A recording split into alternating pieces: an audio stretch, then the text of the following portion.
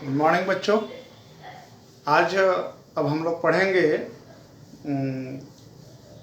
रासायनिक अभिक्रियाओं का प्रकार। रासायनिक अभिक्रिया के प्रकार तो आज पढ़ेंगे, तो इसके पहले थोड़ा सा प्रीवियस मैं पहले का बता देता हूँ कि रासायनिक अभिक्रिया आखिर होता क्या है।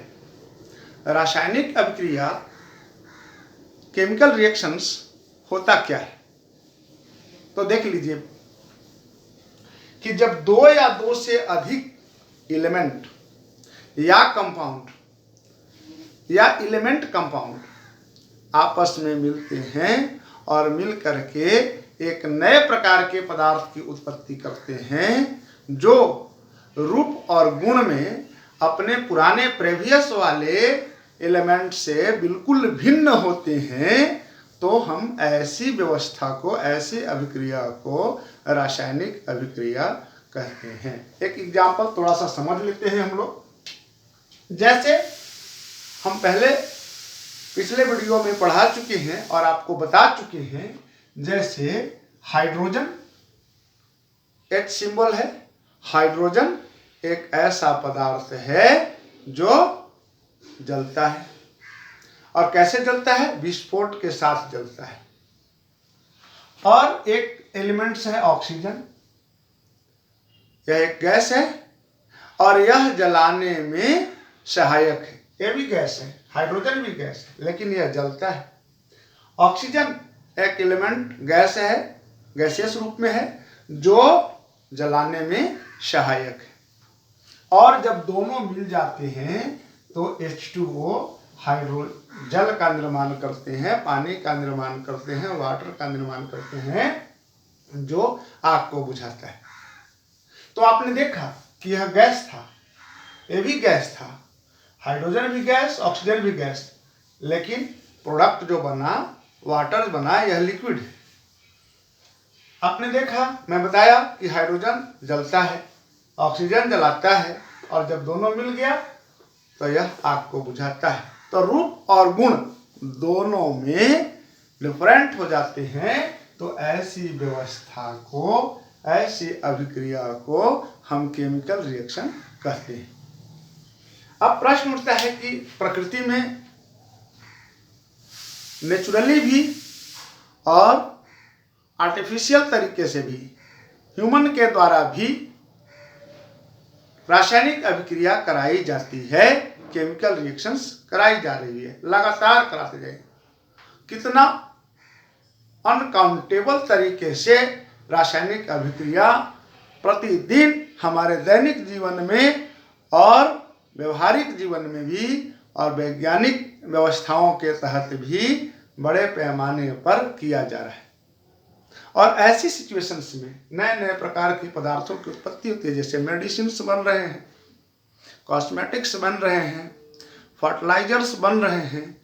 ये सारे कैसे बनते हैं? बस रासायनिक अभिक्रियाओं के तहत ही बनते हैं, और डिजायर्ड प्रॉपर्टी हम प्राप्त कर लेते हैं, जो हमको चाहिए, वांछित गुण वाले कंपाउंड को हम प्राप्त कर लेते हैं।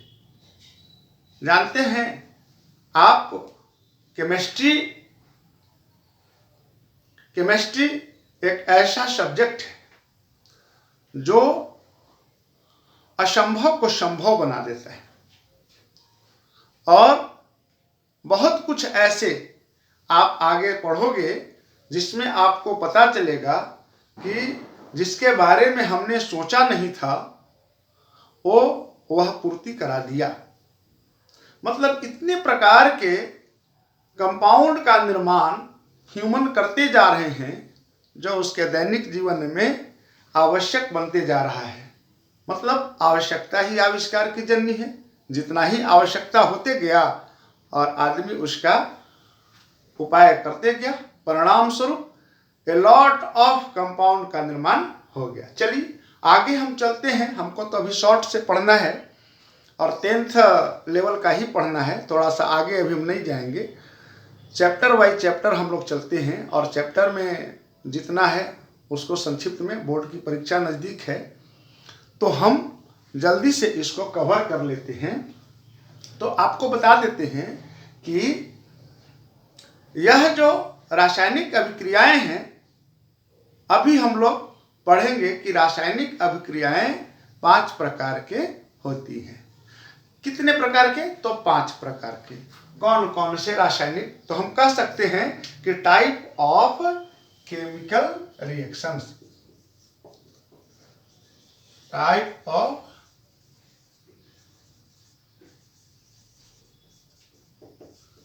केमिकल रिएक्शंस, रासायनिक अभिक्रियाओं का प्रकार।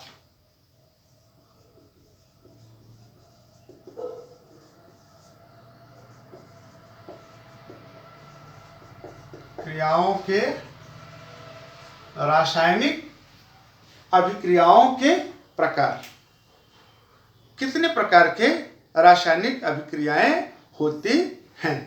तो पहला प्रकार जो होगा उसमें कि कॉम्बिनेशन रिएक्शन।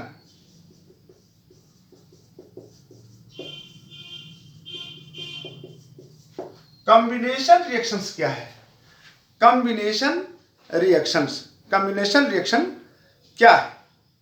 तो कॉम्बिनेशन, जब कोई दो एलिमेंट आपस में मिलते हैं और मिल करके नए प्रकार के किसी कंपाउंड का, पदार्थ का निर्माण करते हैं, तो ऐसी अभिक्रिया को कॉम्बिनेशन रिएक्शंस कहते हैं। यानी कि एलिमेंट को, तत्वों की जुड़ने की प्रक्रिया कॉम्बिनेशन रिएक्शन कहते हैं। जैसे हमने बताया कि O2 को, H2 को O2 से ज्वाइंट करा दीजिए।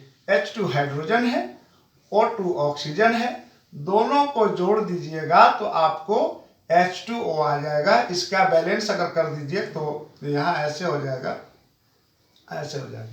तो इस तरह से हमने देखा कि हाइड्रोजन और ऑक्सीजन जुड़ रहा है और जुड़ने के बाद H2O वाटर का निर्माण कर रहा है। एक प्रकार के, दो प्रकार के तत्व मिलकर के एक प्रकार के कंपाउंड का निर्माण कर रहे हैं, तो इसको कहते हैं जुड़ने की अभिक्रिया, कॉम्बिनेशन रिएक्शन। समझ में आ गया होगा आपको कि कॉम्बिनेशन रिएक्शन हम लोग किसे कहते हैं। कहे कि नहीं, मैग्नीशियम को अगर हम ऑक्सीजन से जोड़ दें तो क्या हो जाएगा? तो मैग्नीशियम ऑक्साइड हो जाएगा, Mg हो जाएगा। कैल्शियम को ऑक्सीजन से जोड़ दें तो क्या हो जाएगा?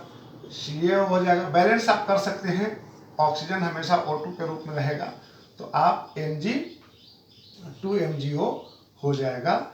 और अगर O2 को आप जोड़िएगा तो 2CaO हो जाएगा। तो इस तरह से हमने देखा कि दो तत्व आपस में मिल करके एक नए प्रकार के कंपाउंड का निर्माण करते हैं, तो इसको हम लोग कॉम्बिनेशन यानी कि जुड़ने की रिएक्शन कहते हैं, कॉम्बिनेशन रिएक्शन कहते हैं। अब दूसरे प्रकार की हम बात करते हैं कि दूसरे प्रकार का रिएक्शंस क्या होता है। अब एक प्रकार का हो गया कि यह जुड़ा, दूसरा प्रकार के होता है उसको हम लोग कहते हैं डिकम्पोजिशन रिएक्शंस। दूसरा हो गया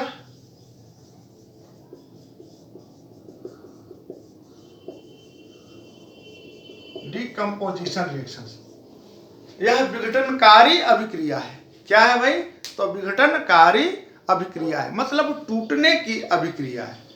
तो इसको हम लोग कहते हैं कि यह टूट रहा है, यानी कि एक कंपाउंड टूट करके अलग अलग एलिमेंट में परिवर्तित हो जाता है, बदल जाता है, तो इसको हम लोग कहते हैं कि यह कॉम्बिनेशन डिकम्पोजिशन रिएक्शंस होता है। जरा इसको हम लोग चलते हैं कि वह एग्जाम्पल देख करके कि वह कौन सा ऐसा है जिसको हम देखते हैं।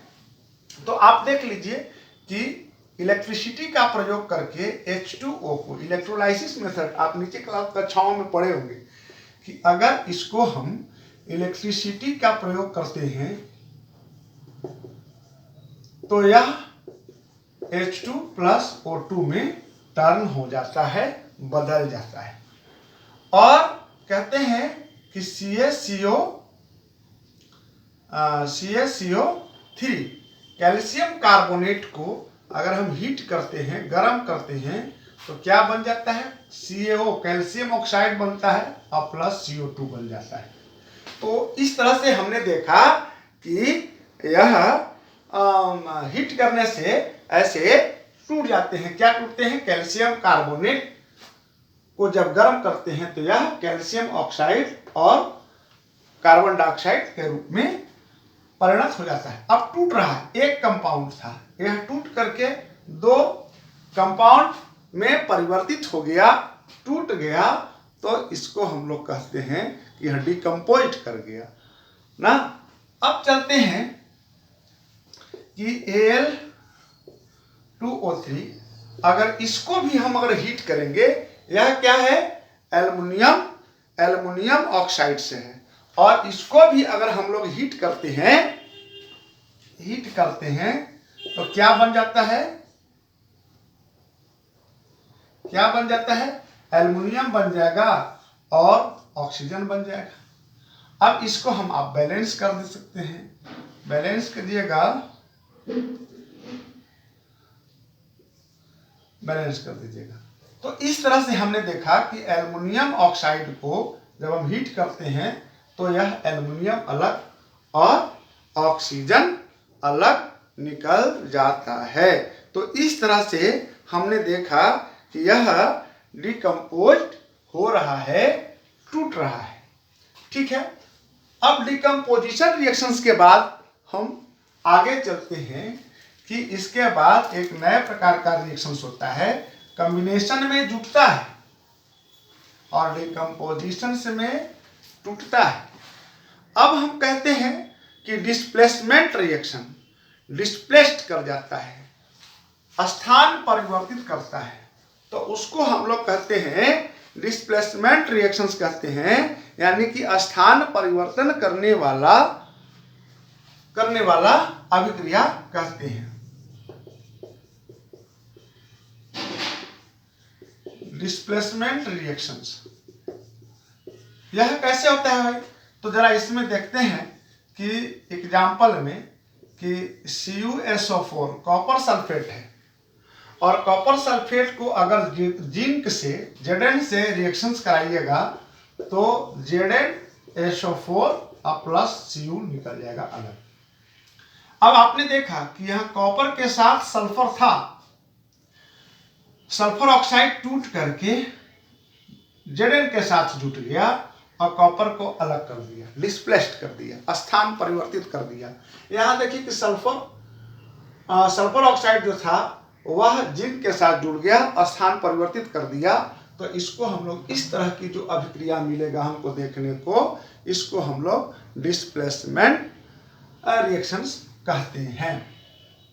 इस तरह से और भी कई हम एग्जाम्पल देख सकते हैं। जैसे देखते हैं कि कॉपर सल्फेट को अगर आप मैग्नीशियम से रिएक्शन करा दीजिएगा तो क्या होता है। तो जल्दी देखते हैं, CuSO4 को अगर Mg से रिएक्शन करा दीजिएगा तो क्या बन जाएगा? MgSO4 प्लस Cu अलग निकल जाएगा, बस वही चीज है। तो इस तरह से हमने देखा, अगर Fe से कर दीजिए, CuSO4 को Fe से कर दीजिए तो क्या बन जाएगा? FeSO4 हो जाएगा और प्लस Cu अलग निकल जाएगा। तो इसमें आपने देखा कि सल्फर ऑक्साइड स्थान चेंज कर रहा है, इसलिए इस प्रकार के जो रिएक्शंस हमको मिलेगा, इस प्रकार के रिएक्शंस को डिस्प्लेसमेंट रिएक्शन कहते हैं। आगे चलते हैं, जल्दी जल्दी मैं इसलिए पढ़ा रहा हूं कि वीडियो लंबा ना हो जाए, मैं जल्दी से इसको खत्म करना चाहता हूं इस पार्ट को। तो डिस्प्लेसमेंट के बाद एक और अभिक्रिया है जिसको हम लोग कहते हैं डबल डिस्प्लेसमेंट रिएक्शंस। इसको हम लोग कहते हैं डबल डिस्प्लेसमेंट रिएक्शन।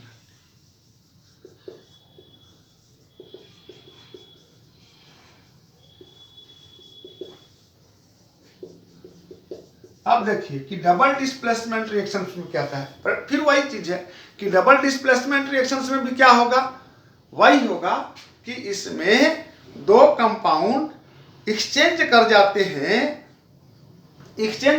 हैं अपने स्थान को। जैसे हम बेरियम क्लोराइड लेते हैं,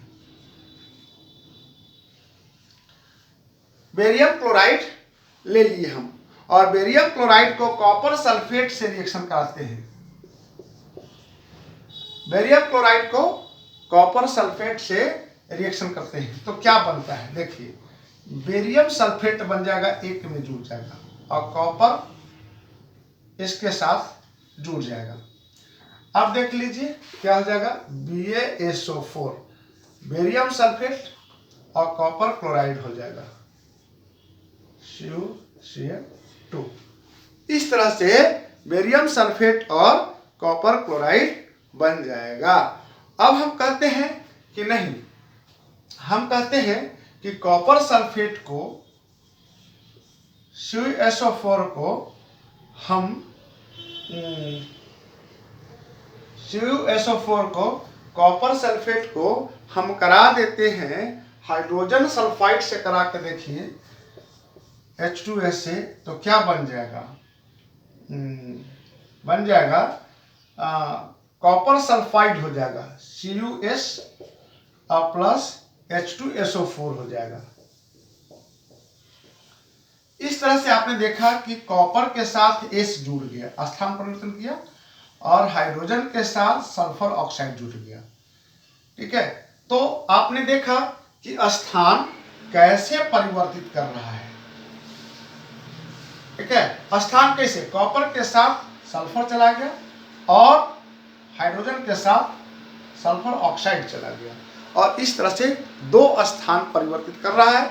इसलिए इसको हमने कहा डबल डिस्प्लेसमेंट रिएक्शंस। हमने इसको कह दिया कि यह डबल डिस्प्लेसमेंट रिएक्शंस है। अब हम कहते हैं कि एक और देखते हैं कि एक और एग्जांपल देख लेते हैं कि NaOH को, सोडियम हाइड्रोक्साइड को अगर हम HCl से रिएक्शन करा दीजिए, HCl एसिड है, बेस है, आप पहले पढ़ चुके हैं एसिड बेस में सोडियम क्लोरीन के साथ जुड़ जाएगा। मतलब क्लोरीन किसके साथ आ जाएगा, सोडियम के साथ, यानी कि NaCl हो जाएगा, सोडियम क्लोराइड, और यह चला जाएगा H के साथ, तो क्या हो जाएगा, H2O हो जाएगा। तो इस तरह से आपने देखा कि यहाँ भी दो बार डिस्प्लेसमेंट हो रहा है, इसलिए इसको हमने कहा डबल डिस्प्लेसमेंट रिएक्शंस। तो यह तीन प्रकार के, तीन एग्जाम्पल मैं दे दिया डबल डिस्प्लेसमेंट रिएक्शंस। अब एक प्रकार के और रिएक्शंस के बारे में आपको पढ़ना है, वो है ऑक्सीडेशन और रिडक्शन। बस बहुत आसानी से समझना है कि ऑक्सीडेशन, किसी भी कंपाउंड के जब फॉर्मेशन हो रहा है, रिएक्शन हो रहा है, तो उसमें देखेंगे कि 5वां नंबर पर OXY oxidation and reduction, oxidation and reduction reactions, oxidation and reduction reactions. मतलब हम कहते हैं कि ऑक्सीडेशन किसे कहते हैं, ऑक्सीडेशन किसे कहते हैं, यही चीज हमको देखना है कि ऑक्सीडेशन हम किसे कहते हैं। ऑक्सीडेशन मतलब plus plus oxygen, joining of oxygen, joining of oxygen, removal of hydrogen, यानी कि प्लस O हो रहा है और माइनस H हो रहा है। कोई भी रिएक्शंस में, कोई भी कंपाउंड का अगर रिएक्शन हो रहा है और ऑक्सीजन अगर जुट रहा है तो हम कह देते हैं ऑक्सीडेशन। और अगर रिएक्शन हो रहा है जिसमें से हाइड्रोजन बाहर निकल रहा है तो भी हम कहते हैं कि ऑक्सीडेशन। यानी कि दोनों प्रक्रियाओं में, चाहे ऑक्सीजन जुटे या हाइड्रोजन हटे, तो ऐसी प्रक्रिया को हम लोग कहते हैं ऑक्सीडेशन, ऑक्सीडेशन कहते हैं। अब इसका हम एग्जाम्पल देख लेते हैं कि ऐसा कहां है जहां ऑक्सीजन जुट रहा है। जैसे हम लोग कार्बन को जब जलाते हैं ऑक्सीजन के साथ तो क्या बनता है, CO2 बन जाता है। यानी कि हम लोग कहते हैं कि कार्बन को ऑक्सीजन के साथ अगर हम रिएक्शंस कराते हैं तो बन जाता है हम लोग को CO2। अब कार्बन के साथ ऑक्सीजन क्या हो रहा है, जुट रहा है। तो जुटने की इस अभिक्रिया को हम लोग ऑक्सीडेशन कहेंगे। यानी कि CO2 का जो फॉर्मेशन हो रहा है वह ऑक्सीडेशन हो रहा है। तो इस तरह से हमने देखा कि इसमें क्या हो रहा है कि ऑक्सीडेशन हो गया।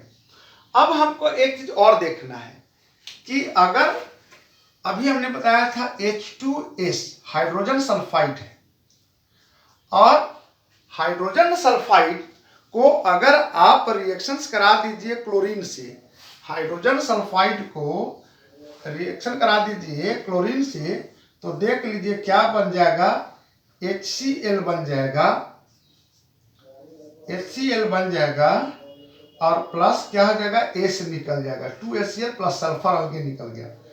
अब यहां देखिए क्या हो रहा है भाई,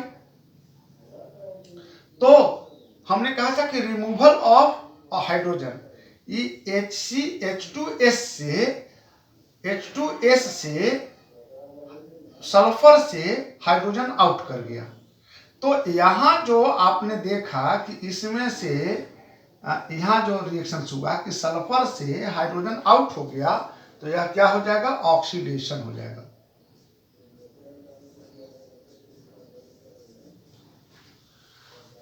अब हमको पढ़ना है रिडक्शन। ऑक्सीडेशन के बारे में आपने समझ लिया, अब हमको पढ़ना है रिडक्शन कि रिडक्शन किसे कहेंगे। रिडक्शन में हम कहेंगे, रिडक्शन में कहेंगे कि ज्वाइनिंग ऑफ हाइड्रोजन और रिमूवल ऑफ ऑक्सीजन। यानी कि प्लस हो रहा है हाइड्रोजन और माइनस हो रहा है oxygen. Joining of hydrogen, hydrogen किसी भी अभिक्रिया में कंपाउंड का जब निर्माण हो रहा है और उसमें अगर हाइड्रोजन जुट जा रहा है तो जुटने की प्रक्रिया को हम रिडक्शन कहेंगे, हाइड्रोजन जुटने की प्रक्रिया को। और ऑक्सीजन निकलता है उसको भी हम लोग रिडक्शन कहते हैं।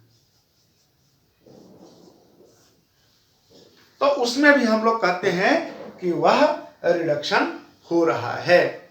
फिर हम पढ़ते हैं कि एक ऐसी प्रक्रिया ना, जैसे हम इसका एग्जाम्पल देखते हैं कि CuO है और इसको कॉपर ऑक्साइड से है और इसको हम रिएक्शंस करा लेते हैं हाइड्रोजन से, तो हम इसमें देखते हैं कि क्या बन जाता है कि H2O का निर्माण होता है और कॉपर अलग हो जाता है। अब इसमें देखिए कि हमने रिमूवल ऑफ ऑक्सीजन, यहां देखिए कि कॉपर से ऑक्सीजन क्या हो रहा है, रिमूव हो रहा है। कॉपर से ऑक्सीजन रिमूव हो रहा है, इसलिए रिडक्शन हो रहा है। और यहां देख लीजिए आप ज्वाइनिंग ऑफ हाइड्रोजन, और यहां यहां H2 है सिर्फ, यहां हाइड्रोजन से जुट रहा है। यहां आप देख लीजिए कि हाइड्रोजन में ऑक्सीजन जुट रहा है। Joining of hydrogen, hydrogen oxygen के साथ जुट रहा है, तो यहां ऑक्सीजन जो जुट रहा है, हाइड्रोजन जुट जा रहा है ऑक्सीजन के साथ, तो हम कहते हैं इसको रिडक्शन। अब आगे हम चलते हैं आपको कि दोनों प्रकार की अभिक्रिया एक साथ कभी कभी हो जाती है या हो रही है, तो हम मतलब ऑक्सीडेशन भी और रिडक्शन भी, और दोनों प्रकार की जो रिएक्शंस होता है उसको हम लोग कहते हैं रिडॉक्स रिएक्शंस। जहां दोनों प्रकार के रिएक्शंस होता है उसको हम लोग कहते हैं रिडॉक्स रिएक्शन कहते हैं। ठीक है, बोथ टाइप्स ऑफ रिएक्शंस उसको हम लोग रिडॉक्स रिएक्शंस कहते हैं और उसको हम लोग लिख सकते हैं। रिडॉक्स रिएक्शंस में हम देखते हैं कि एक जगह एक अभिक्रिया में हम देखते हैं कि क्या हो रहा है, ऑक्सीडेशन हो रहा है, और उसी अभिक्रिया जो हम कर रहे हैं उसमें क्या हो जा रहा है कि रिडक्शन हो रहा है। तो इसकी अभिक्रिया को अभी मैंने लिखा, उसी को फिर से हम लिख करके आपको बताते हैं कि CuO को अगर हम H2 से रिएक्शन कराते हैं तो हमको बनता है क्या कि हम देखते हैं कि H2O का निर्माण होता है और प्लस Cu अलग हो जाता है। अब यहां देखिए, हमने बताया था कि कॉपर ऑक्साइड से ऑक्सीजन अलग हो रहा है और रिमूवल ऑफ ऑक्सीजन को हम लोग रिडक्शन कहते हैं।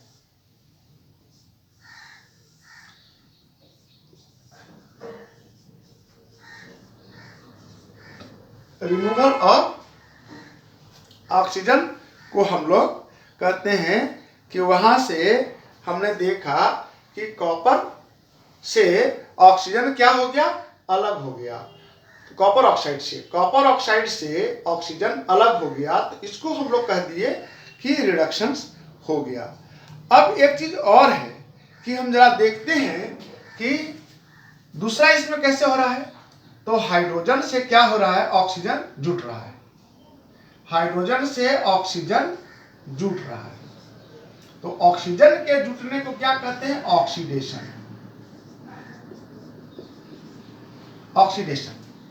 अब हमने ये जो अभिक्रिया लिखा, इसमें एक जगह पर रिडक्शन और एक जगह पर ऑक्सीडेशन हो रहा है, और यह दोनों प्रकार के एक ही में जो रिएक्शन हो रहा है, इस प्रकार के अभिक्रिया को रिडॉक्स रिएक्शंस कहते हैं, रिडॉक्स अभिक्रिया कहते हैं। अब हमारे दैनिक जीवन में ऑक्सीडेशन का क्या है भाई, कुछ सामने देखने को मिलता है, बिल्कुल देखने को मिलता है। दैनिक जीवन में मुख्यतः दो चीज जो हमारे आसपास में होते रहता है वह होता है, क्या है, पहला जैसे हमारे पास ऑक्सीडेशन का इफेक्ट में पहला होता है कोरोजन।